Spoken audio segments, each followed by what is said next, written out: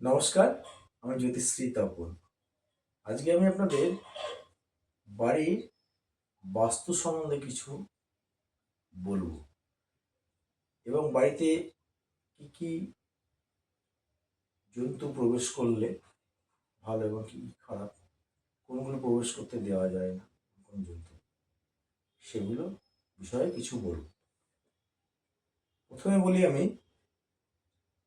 যদি কেউ বাড়ি তৈরি করেন, নতুন করে বাড়ি করেন, কনস্ট্রাকশন করেন, তাদের বাড়ির অন্তত মেন গেট হয় পূর্বমুখী না উত্তরমুখী করতে হবে এবং ঘরের যে মেন দরজা, সেই দরজাটা পূর্বমুখী না উত্তরমুখী অবশ্যই করতে হবে। এবং মেন যে দরজা আছে আমাদের ঘরের, যে মেন সেই মেন দরজায় গণেশের মূর্তি যদি লাগানো যায় সব থেকে ভালো হয়। এটা বাস্তুর পক্ষে খুব ভালো। এবং যদি ঠাকুর ঘর উত্তরমুখী কিংবা পূর্বমুখী যদি করা হয়, সেটা সব থেকে মঙ্গলদায়ক। যেমন বলছি আপনাদের, এটা হচ্ছে পূর্বমুখী, এদিক থেকে সূর্য উঠছে, ঠাকুর ঘরের পেছনটা কিন্তু এদিকে থাকবে, পূর্ব দিকটা, যেদিকটা সূর্য সেদিকে পেছনটা থাকবে ঠাকুরের, এবং ঠাকুরটাকে ঠিক এইভাবে বসাতে হবে। এই উত্তরমুখীর ক্ষেত্রেও কিন্তু এই একই ভাবে বসাতে হবে, 1 নম্বর। দ্বিতীয় নম্বর হচ্ছে, আমাদের যে পায়খানা বাথরুমটা, সেটা দক্ষিণ পশ্চিম মুখে করতে হবে। এবং আমাদের যে শোয়ার ঘর, যেখানে আমরা শুই, মানে আমরা যেখানে আমরা শুই আর কি, সেই শোয়ার ঘরটাই সবসময় হলুদ কিংবা তার সঙ্গে লাল, যেটা মানে বৃহস্পতি এবং মঙ্গল, যেটাকে সুসম্পর্ক বলা হয়, তার সঙ্গে সাদা রং অর্থাৎ চন্দ্র, এই 3টি কালার যদি করা হয় বাড়িতে, সব থেকে শুভ হয়। কেন, এই চন্দ্র হচ্ছে সাদা, মঙ্গল হচ্ছে লাল এবং হলুদ হচ্ছে বৃহস্পতি। এই 3টে গ্রহের কম্বিনেশনটা খুব কিন্তু ভালো। সুতরাং এই 3টি কালার যদি আপনি ঘরের ভিতর করেন, শোয়ার ঘরের ভিতরে কিংবা যে কোনো ডাইনিং রুমে হোক, যে কোনো জায়গায় করুন, তাতে আপনাদের মঙ্গলদায়ক হবে। এবং যদি কারোর বাড়ি প্রচুর জায়গা আছে এবং সেখানে বাড়ি তৈরি হয়েছে, কিন্তু সেখানে যদি প্রচুর গাছপালা থাকে সেই বাড়ির মধ্যে, সেই গাছপালাগুলোকে রাখাটা ঠিকঠাক উচিত নয়।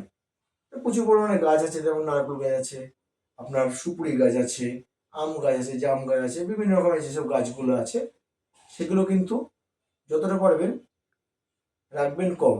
সূর্যের আলোটা বাড়ির ভিতরে প্রবেশ করতে দেবেন, এতে আপনাদের পক্ষে মঙ্গলদায়ক হবে। বাস্তুতে এগুলো তাই বলা হয়। এবং আমাদের যে বিভিন্ন রকম, যেমন কালো, যদি কোনো বিড়াল, এক গাদা বিড়াল দেখা গেল আপনার বাড়িতে প্রবেশ করছে প্রত্যেক দিনই, সেটা কিন্তু বাড়ির বাস্তুপক্ষে কিন্তু ভালো নয়, বিড়াল বাড়িতে থাকা। এবং আমাদের যে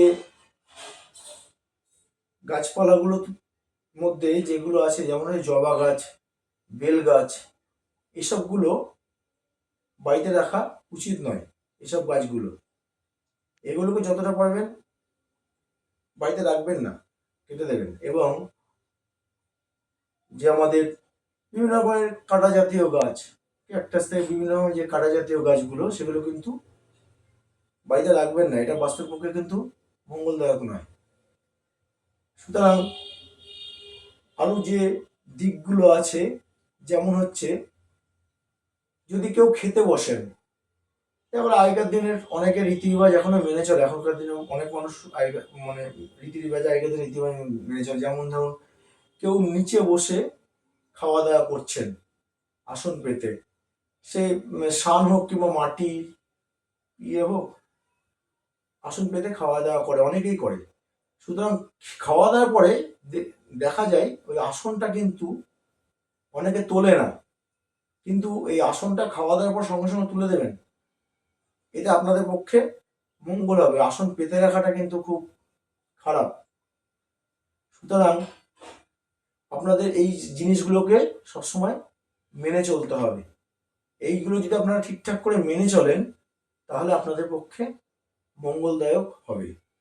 সুতরাং আমি আজকে আপনাদের কিছু সামথিং অল্প কিছু বললাম যে এইগুলো যদি আপনারা করতে পারেন তাহলে আপনাদের ভালোই হবে। এর আগের দিন আপনাদের বলেছি আমি যে মেন দরজায় 5টা লঙ্কা এবং 3টে লেবু প্রত্যেক শনিবারে শনিবারে টাঙাতে বলে দিয়েছি, এবং রাত্রেবেলায় শোয়ার আগে মেন দরজায় জলটা দিয়ে দিতে বলেছি।